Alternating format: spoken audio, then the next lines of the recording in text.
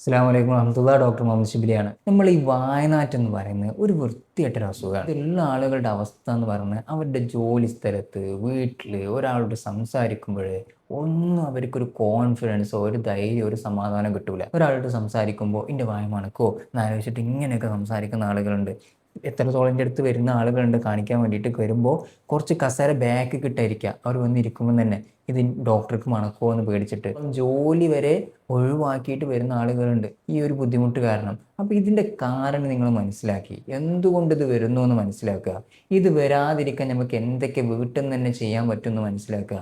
ഇതൊക്കെ ചെയ്ത് കഴിഞ്ഞാൽ നമുക്ക് ഒരു വിധം ഈ അസുഖം നമ്മുടെ ജീവിതത്തിൽ നിന്ന് ഇല്ലാതാക്കാൻ പറ്റും. എന്നിട്ടും ഇത് മാറുന്നില്ലെങ്കിൽ ഒരു ഡോക്ടറെ കാണണം. കാരണം അതിന് വേറെ കുറച്ച് കാരണങ്ങളുണ്ട്. അതൊക്കെ ഞാൻ പയ്യെ പറഞ്ഞുതരാം. അപ്പോൾ അതൊക്കെ എല്ലാമെന്ന് ഉറപ്പ് വരുത്തി നിങ്ങൾ ട്രീറ്റ് ചെയ്താൽ കംപ്ലീറ്റ് ആയിട്ട് നമുക്കത് മാറ്റാവുന്ന അസുഖമേ ഈ ഒരു ഹാലിറ്റോസിസ് അതല്ലെങ്കിൽ വായനാറ്റം എന്ന് പറയുന്ന അവസ്ഥയുള്ളൂ. അപ്പോൾ ആദ്യം തന്നെ എന്തുകൊണ്ടാണ് ഈ വായനാറ്റം വരുന്നതെന്ന് ഞാൻ പറഞ്ഞുതരാം.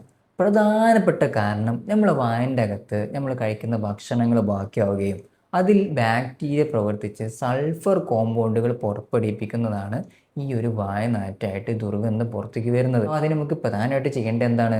നമ്മളെ വായൻ്റെ അകത്ത് ഈ ഫുഡ് പാർട്ടിക്കിൾസ് ഭക്ഷണങ്ങൾ നിൽക്കാത്ത ഒരവസ്ഥ ഉണ്ടാക്കുക. അത് ഭക്ഷണം കഴിച്ചു കഴിഞ്ഞിട്ട് നല്ല വൃത്തിയാകുന്ന രീതിയിൽ കൊണ്ടു നടക്കുക എന്നുള്ളത്. അപ്പോൾ എനിക്ക് എന്നോട് പറയാനുണ്ടാവും ഞാൻ 2 നേരം ബ്രഷ് ചെയ്യാറുണ്ട്, അത് നല്ലോണം ബ്രഷ് ചെയ്തിട്ടുണ്ട്, പക്ഷെ എന്നിട്ടും എൻ്റെ വായനാറ്റം പോകുന്നില്ല എന്നുള്ളത്. അതിൻ്റെ കാരണം 2ആണ്. ഒന്ന്, നിങ്ങൾ ബ്രഷ് ചെയ്യുന്ന ടെക്നിക്ക് റെഡി ആവുന്നില്ല എന്നുള്ളത്. നിങ്ങൾ ബ്രഷ് ചെയ്യുമ്പോൾ ഈ ഒരു രീതിയിലാണ് ബ്രഷ് ചെയ്യുന്നതെന്നുണ്ടെങ്കിൽ അതിൻ്റെ വൃത്തിയാവുന്നത് ശരിയാവില്ല. കാരണം നമ്മൾ പല്ല് ഇങ്ങനെയാണ് വെച്ചിട്ടുള്ളത്, ഇങ്ങനെ കുത്തനെ. അപ്പോൾ ഇതിൻ്റെ മുകളിൽ ഇങ്ങനെ നിങ്ങൾ ബ്രഷ് ചെയ്താൽ അത് ശരിക്കും ക്ലീൻ ആവില്ല.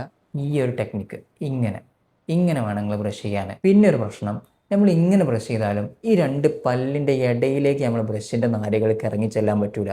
അപ്പോൾ അവിടെ വൃത്തിയാവില്ല. അവിടെ ഫുഡിൻ്റെ കഷ്ണങ്ങൾ, ഇറച്ചിൻ്റെ നാരുകളൊക്കെ കുടുങ്ങി കിടക്കുന്നുണ്ടാവും.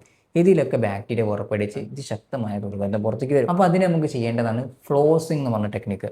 നിങ്ങൾ പല ആളുകളും കേട്ടിട്ടുണ്ടാവില്ല, പക്ഷെ നമ്മൾ പണ്ടുള്ള ആളുകളൊക്കെ ഭക്ഷണം കഴിച്ച് കഴിഞ്ഞാൽ തുണിമൊന്നൊക്കെ നൂല് പറിച്ചെടുത്തിട്ടോ അതല്ലെങ്കിൽ ചെറിയ ചെറിയ നാരുകളെ കൊണ്ടൊക്കെ ഇങ്ങനെ ഇടയിൽ ഇങ്ങനെ ഇട്ട് വൃത്തിയാക്കുന്നത് കണ്ടിട്ടില്ലേ? ഇതിനെയാണ് ഫ്ലോസിംഗ് എന്ന് പറയുക. പക്ഷെ അതിന് വേണ്ടിയിട്ടുള്ള ഈ നാരുകളും ഈ ഇതൊന്നും യൂസ് ചെയ്യരുത്. അതിന് വേണ്ടി ഒരു സാധനമുണ്ട്, ഫ്ലോസ് എന്ന് പറഞ്ഞിട്ടുള്ള, അതാണ് ഒന്നും കൂടെ നല്ലത്. അതിൽ തന്നെ ഈ ഒരു സാധനം കൊക്ക പോലെ വരുന്ന സാധനമുണ്ട്, അതാണ് ഒന്നും കൂടി ബെറ്റർ കേട്ടോ. അതിൻ്റെ ആ ഒരു കൂർപ്പ് യൂസ് ചെയ്യരുത് കേട്ടോ, പല്ല് കുത്തി ഓട്ടയാക്കരുത്. പക്ഷെ അതിൻ്റെ ആ ഒരു ഇതിട്ടിട്ട് നിങ്ങൾ സി ഷേപ്പിൽ വേണം പല്ലിൻ്റെ ഇടയ്ക്ക് ഇറക്കുക. എന്നിട്ട് സി ഷേപ്പിൽ ഇങ്ങനെ ഇങ്ങനെ ഇങ്ങനെ ഇങ്ങനെ ഇങ്ങനെ എന്ത് ചെയ്യുക, അതിൻ്റെ ഇടയിൽ വൃത്തിയാക്കുക. അപ്പോൾ അതിൻ്റെ ഇടയിൽ കുടുങ്ങിയാക്കുന്ന ഭക്ഷണങ്ങളൊക്കെ പോകും.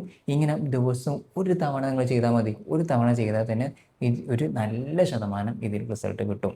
കാരണം ഈ ഫുഡ് കിടക്കൂല, അപ്പോൾ ബാക്ടീരിയകൾക്ക് തിന്നാനൊന്നും ഉണ്ടാവില്ല, ഈ സൾഫർ പുറത്തേക്ക് വിടാനൊന്നും ഉണ്ടാവില്ല. ഇതാണ് ഫസ്റ്റ് നിങ്ങൾ ശ്രദ്ധിക്കേണ്ടത്. ഈ ഒരു ഫ്ലോസ് നമുക്കിപ്പോൾ ഒരുവിധം സൂപ്പർ മാർക്കറ്റിലൊക്കെ അവൈലബിൾ ആണ്. ഇനി നിങ്ങൾ തേടി അലയണമെന്നില്ല. ഇതിൻ്റെ ലിങ്ക് ഞാൻ നിങ്ങൾ യൂട്യൂബിലാണ് കാണുന്നതെങ്കിൽ നമുക്ക് ഇവിടെ ഡിസ്ക്രിപ്ഷൻ ബോക്സിൽ കൊടുക്കുന്നുണ്ട്, അതല്ലെങ്കിൽ പ്രൊഡക്റ്റ് ലിങ്ക് ചെയ്യുന്നുണ്ട് കേട്ടോ. രണ്ടാമത്തെ നമ്മൾ ശ്രദ്ധിക്കേണ്ടത് നമ്മൾ നാവിൻ്റെ പുറത്താണ്. നാവിൻ്റെ പുറത്തും ഈ ചെറിയ ചെറിയ ടേസ്റ്റ് ബഡുകളുണ്ട്. ടേസ്റ്റ് ബഡുകൾ നമുക്ക് ടേസ്റ്റ് അറിയാൻ വേണ്ടിയിട്ടുള്ളൊരു സംവിധാനം. അതിൻ്റെ ഇടയിൽ പറഞ്ഞ മാതിരി ഗ്യാപ്പുകളും കാര്യങ്ങളൊക്കെ ഉണ്ട്. അവിടെയും ഈ ഫുഡ് കെട്ടിക്കിടന്ന് ഒരു കോട്ടിങ് പോലെ വന്ന് അതും ദുർഗന്ധം ഉണ്ടാവാനുള്ള കാരണമുണ്ട്, പ്രത്യേകിച്ചും ടെങ്ങിൻ്റെ ബാക്കിൽ. അപ്പോൾ നിങ്ങൾ എന്താ ചെയ്യേണ്ടത്? നന്നായിട്ട് ടെങ്ങ് ക്ലീൻ ചെയ്യുന്ന ഒരു സ്വഭാവം ഉണ്ടാക്കുക. വടിച്ചിങ്ങോട്ട് ക്ലീൻ ചെയ്യണമെന്നല്ല, ഒരു ബ്രഷ് കൊണ്ട് തന്നെ അത് ക്ലീൻ ചെയ്യുന്ന രീതിയിലുള്ള ഒരു സ്വഭാവം, ശീലം നമ്മൾ ഉണ്ടാക്കിയെടുക്കുക. അത് നമുക്ക് ഈ വായനാറ്റം നല്ല രീതിയിൽ കുറച്ച് തരും. പിന്നെ പ്രധാനപ്പെട്ട ഒന്നാണ് നമ്മളെ മോണകളുടെ വീക്കം, പല്ലിന് കേട് വന്നത്. അതാണെങ്കിൽ നിങ്ങൾ വെറുതെ മരുന്ന് കുടിച്ച് നടക്കുകയാണ്, ഒരു ഡെൻറ്റിസ്റ്റിനെ പോയി കാണുക, പല്ല് ഡോക്ടറെ കണ്ടിട്ട് അതിനൊരു തീരുമാനം ഉണ്ടാക്കുക. എന്താണ് ആ പ്രശ്നം നോക്കി അതിനുള്ള തീരുമാനം പല്ല് ഡോക്ടർ ഉണ്ടാക്കി തരും. അതാണ് അതിൻ്റെ വഴി. അതല്ലാതെ നമ്മൾ ഗുളിക കുടിച്ചിട്ടൊന്നും കാര്യം ഉണ്ടാവില്ല. പിന്നൊരു പ്രശ്നം പല ആളുകളും ശ്രദ്ധിക്കാതെ പോകുന്നത്, വായ തുറന്നുവെച്ചാണ് ഉറങ്ങുന്നതെങ്കിൽ വായ എപ്പോഴും ഡ്രൈ ആയിരിക്കും.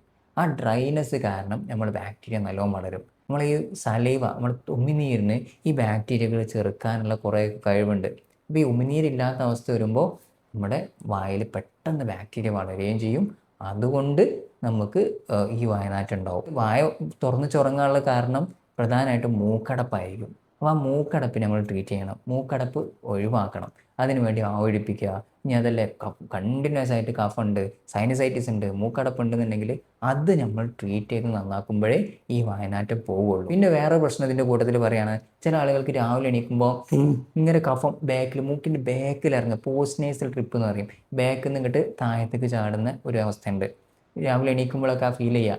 അപ്പോൾ അതുണ്ടോ എന്ന് നോക്കണം. അതുണ്ടെങ്കിൽ ഈ കഫം ഇങ്ങനെ ബാക്കിൽ കിടക്കുന്നുണ്ട്, അതിലേക്ക് ഈ ബാക്ടീരിയൽ ഇൻഫെക്ഷനും ബാക്ടീരിയൽ ആക്ഷൻ വന്നിട്ടും വായനാറ്റം വരാറുണ്ട്. അപ്പോൾ അതും നമ്മൾ ട്രീറ്റ് ചെയ്ത് ഒഴിവാക്കിയാലേ ഈ വായനാറ്റം പോകുള്ളൂ.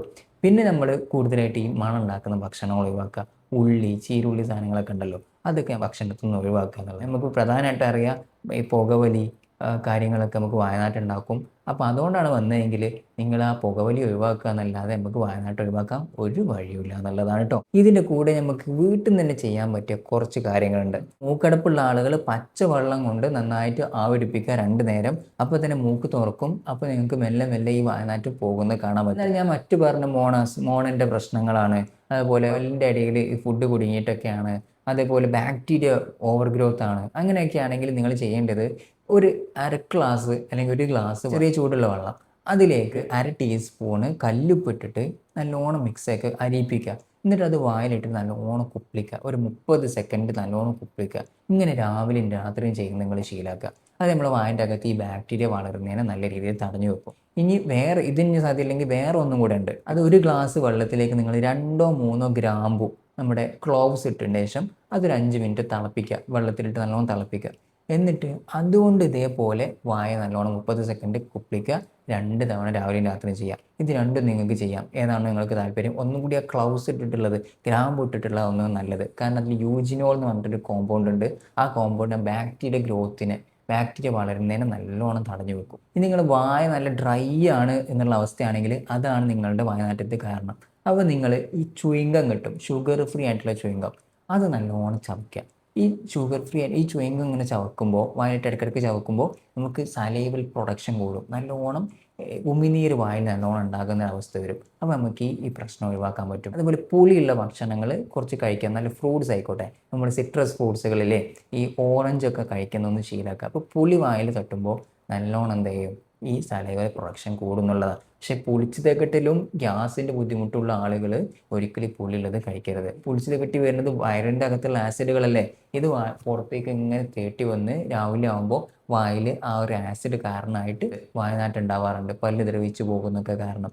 അപ്പോൾ അതും വേണം ശ്രദ്ധിക്കുക. അങ്ങനത്തെ ആളുകൾ ഈ പുളിയുള്ള കഴിക്കരുത്. അപ്പോൾ ഒരു ഡോക്ടറെ കാണിക്കുക എന്നുള്ളത്. അതൊക്കെ ചെയ്തിട്ട് നിങ്ങൾക്ക് ഈ വായനാട്ടം സ്റ്റിൽ പെർസിസ്റ്റ് ചെയ്യുന്നുണ്ടെങ്കിൽ നമുക്ക് ഫാറ്റി ലിവറൊക്കെ ഒരു കാരണമായിട്ട് വരാറുണ്ട്. ഇതിൻ്റെ നമ്മൾ ശരീരത്തിൽ നിന്ന് കറക്റ്റ് ഈ ഒരു മെറ്റബോളിസം കറക്റ്റ് ആവാത്തത് കാരണം വയറിൻ്റെ അകത്ത് ചീത്ത ബാക്ടീരിയ നിറയുന്നതൊക്കെ ഇതിൻ്റെ കാരണങ്ങളായിട്ട് എണ്ണുന്നുണ്ട്. ആ ഒരു രീതിയിലും വേണം ഇതിന് ട്രീറ്റ്മെൻറ്റ് പ്ലാൻ ചെയ്യാൻ. നിങ്ങളായിട്ട് ചികിത്സിക്കാൻ നിൽക്കരുത്. പിന്നെ ഒരു ഡോക്ടറെ കാണിക്കുക. ഡോക്ടർ അതിൻ്റെ കാരണം കറക്റ്റ് കണ്ടെത്തിയിട്ട് അതിന് വേണ്ട ചികിത്സ നിങ്ങൾക്ക് ചെയ്തു തരും. ഹോമിയോപ്പതിയിൽ ഇത് നല്ല ട്രീറ്റ്മെൻ്റ് ഉണ്ട്. ഇതിൻ്റെ കാരണം കണ്ടെത്തുക, അതിനെ ചികിത്സിക്കുക എന്നുള്ളതാണ് ഏറ്റവും ബെസ്റ്റ് വഴി, പെട്ടെന്ന് മാറാനുള്ള വഴി കേട്ടോ. അപ്പോൾ ഇത്രയും കാര്യങ്ങളാണ് ഈ ഒരു വായനാറ്റത്തിൻ്റെ വിഷയത്തിൽ പറയാനുള്ളത്. ഇത് ഒരുപാട് പേർക്ക് ഉപകാരപ്പെടും, എനിക്ക് ഉറപ്പാണ്. കാരണം അത്രയും ആളുകൾ തെച്ച് കഷ്ടപ്പെടുന്നുണ്ട്. ഈ വീഡിയോ നിങ്ങൾക്ക് ഉപകാരപ്രദമായി തോന്നുന്നുണ്ടെങ്കിൽ നിങ്ങൾ നിർബന്ധമായിട്ട് ലൈക്ക് ചെയ്യണം. അപ്പോഴേ ഇത് കൂടുതൽ ആളുകളിലേക്ക് ഇത് എത്തുള്ളൂ. ഇൻഷാ അല്ലാഹ് പുതിയ വീഡിയോ ആയിട്ട് വീണ്ടും കാണാം. ഇനി അടുത്ത വീഡിയോ മിസ്സാവാതിരിക്കാൻ നിങ്ങൾ സബ്സ്ക്രൈബ് ചെയ്യാൻ മറക്കണ്ട, ഫോളോ ചെയ്യാനൊന്നും മറക്കണ്ട. ഞാൻ doctor Muhammad Shibili, Misriya health care, Pookkottur, Malappuram ജില്ല.